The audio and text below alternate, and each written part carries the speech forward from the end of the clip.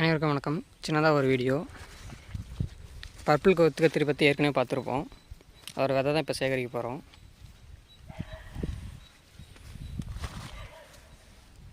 பார்த்தீங்கன்னா எல்லாமே ஸ்டார்டிங்கில் விதைக்கி விட்டுட்டேன். ஏன்னா மற்ற செடி அந்த சோளவந்தான் கத்திரிக்காய் வந்துட்டுருக்கு. அது இப்போ தான் காய் வைக்க ஆரம்பிச்சிருக்கு. அதோடு இது கிராஸாக இருக்கக்கூடாது. ஃபஸ்ட்டு வந்து இதில் விதைக்கி விட்டுட்டேன். இப்போ அதில் அது வர்றதுக்கு கஷ்டமாக இருக்கும். இதுக்கு இதில் நம்ம விதைக்கி விட போகிறதில்ல. நாடு தக்காளி கூட கொஞ்சம் பழுத்துருக்கு. அது அறுவடை பண்ணிக்கலாம்.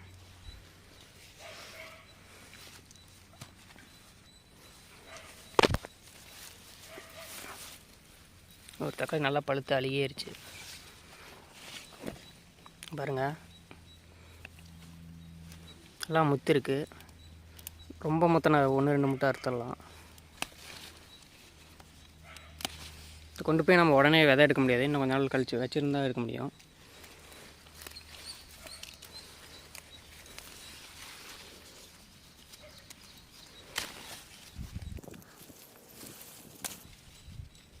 இது மாதிரி எங்கே இருக்கிறதால அப்படியே விட்டுடலாம். அடுத்த தடவை எடுத்துக்கலாம்.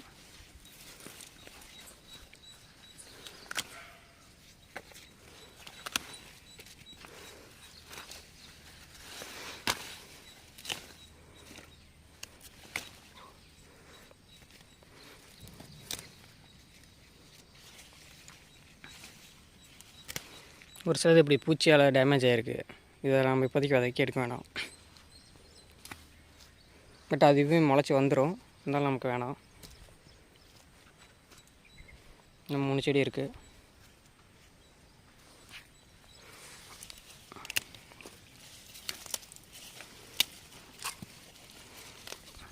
இந்த வருஷத்தில் நான் ரொம்ப வியப்பாக பார்த்த ஒரு கத்திரி வகைனா இதுதான். கொத்து கொத்து காய் வைக்குது. அப்புறம் நிறையவே சீக்கிரமாக ஈல்டு கொடுக்க ஆரம்பிச்சிருச்சு. நிறைய காய் வைக்க ஆரம்பிச்சிருச்சு. நோய் தாக்குதல் வரல. அதுதான் இதில் ரொம்ப எனக்கு பிடிச்ச விஷயம். மற்ற அதனால நெரிஞ்சல்லாம் இருக்குது. அது ஆரம்பத்துலேருந்தே ஸ்ட்ரகிளாகி தான் வந்துச்சு.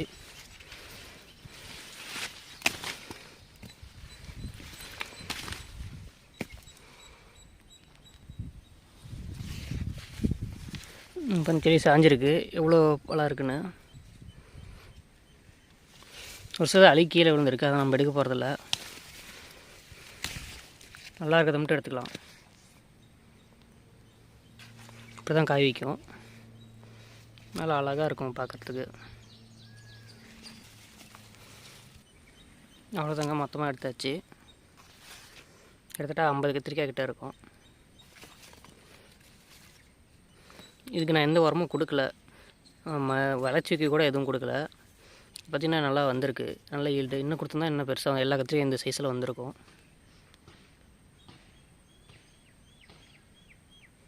இப்போதைக்கு நம்ம விதை எடுக்க முடியாது. அப்படியே கொண்டு போய் ஒரு 10 நாள் வச்சுருந்தோம்னா 10 நாள் கிட்ட தேவை. ஒரு வாரம் கிட்ட வச்சுருக்கணும். அப்படியே நல்லா அழுகிற ஸ்டேஜுக்கு பக்கமாக வரும். அப்போ தான் நம்ம விதை எடுக்க முடியும். இன்னும் கொஞ்சம் லைட்டாக காயாக இருக்கலாம். இன்னும் கொஞ்சம் பழுத்துரும். அப்போ தான் எடுக்க முடியும். எடுத்துகிட்டு போகலாம். நான் இப்போ வந்து 10 நாள் கிட்ட ஆச்சு.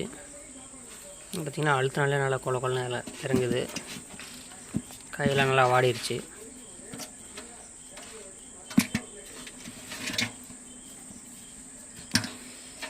பார்த்திங்கன்னா இந்த அளவுக்கு வந்துருச்சு. இதுக்கு மேலே நம்ம விட முடியாது. இதுக்கு மேலே விட்டோம்னா உள்ள விதையும் கொஞ்சம் சேர்த்து அழுக ஆரம்பிச்சிடும்.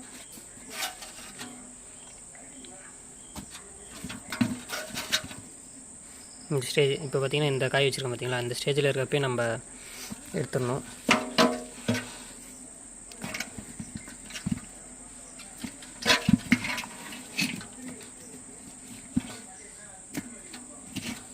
போய் விதை எடுக்க ஆரம்பிச்சிடலாம்.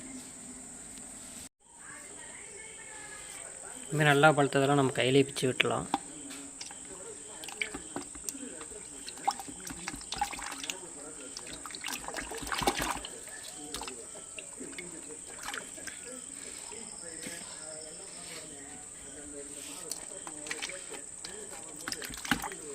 இப்போ இருக்கிறது கொஞ்சம் ஈஸியாக இருக்கும். பட் இது இன்னும் 2 நாள் விட்டு எடுத்தோம்னா விதை அழுக ஆரம்பிச்சிடும்.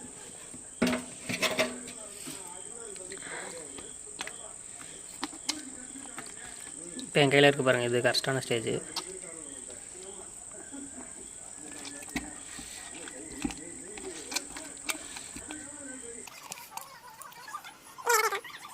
மொத்தமாக எடுத்தாச்சு.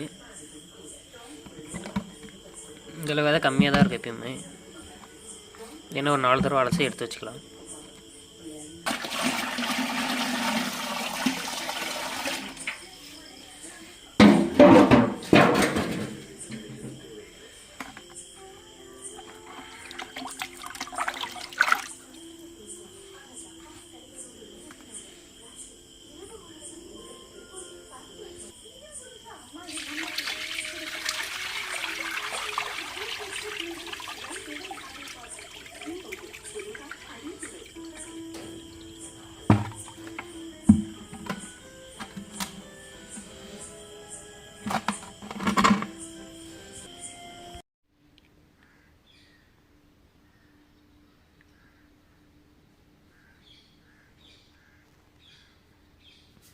இப்போ பார்த்திங்கன்னா ஒரு 10 நாள் கிட்ட நம்ம நிழலான இடத்துல வச்சு காய வச்சுருக்கோம் விதை நல்லா. இதில் ஏன் நம்ம வெயிலில் வைக்கக்கூடாதுன்னா, நம்ம டைரெக்ட் வெயிலில் வச்சோம்னா ஒன் சைடில் மட்டும் ஃபஸ்ட்டு ஒரே நாள் 2 நாளில் எடுக்கிற மாதிரி இருக்கும். செடியிலேருந்து நல்லா ஃப்ரெஷ்ஷாக அந்த விதைங்க அந்த காய்க்குள்ளே நல்லா உருண்டையாக இருந்திருக்கும். நம்ம ஒரே நாளில் வெயிலில் வைக்கிறப்ப நல்லா டக்குன்னு காஞ்சிரும். அப்போ ஒன் சைடு மட்டும் காயும். அப்புறம் ரொம்ப ஹீட்டு திடீர்னு இப்போ விதை மேலே போகிறதுனால ஒரு சில விதைகள் முளைக்காமையும் போகலாம். ஸோ பெட்டர் மெத்தட் என்னென்னு பார்த்தீங்கன்னா, நம்ம இப்படி நிழலான இடத்துல ஒரு 10 நாள் கிட்ட அதிகமாக 10லேருந்து ஒரு 12 நாள் அது மாதிரி நம்ம காய வச்சு அப்பப்போ லைட் அந்த ஒவ்வொரு விதையை அப்படியே திருப்பி திருப்பி ஒரு மாதிரி கிளறி விட்டு இப்படி எடுத்து வச்சுக்கிட்டோம்னா அது பெட்ரு. இப்படி இருக்கிறத நம்ம சாம்பல் போட்டு ஒரு 2 வருஷம் கிட்டவும் சேமித்து வைக்கலாம். 2 வருஷத்துக்கு மேலே ஒரு சில விதைகள் இருக்குது என்கிட்டயே. இல்லை நான் சேல்ஸுக்கு கொண்டு போகிறனால இதை அப்படியே கொஞ்ச நாள் தேர்ந்ததுனால இதை அப்படியே சாம்பல் போடாமல் அப்படியே வச்சுக்க போகிறேன். ஸோ நிழலில் காய வைக்கிறது ரொம்ப பெட்ரு. இந்த மாதிரி தான் நம்ம விதைகள்லாம் சேகரிப்போம். இதேமாதிரி வேறு ஒரு விதைகளை சேகரிக்கிறதை பற்றி பார்க்கலாம். அனைவருக்கும் நன்றி.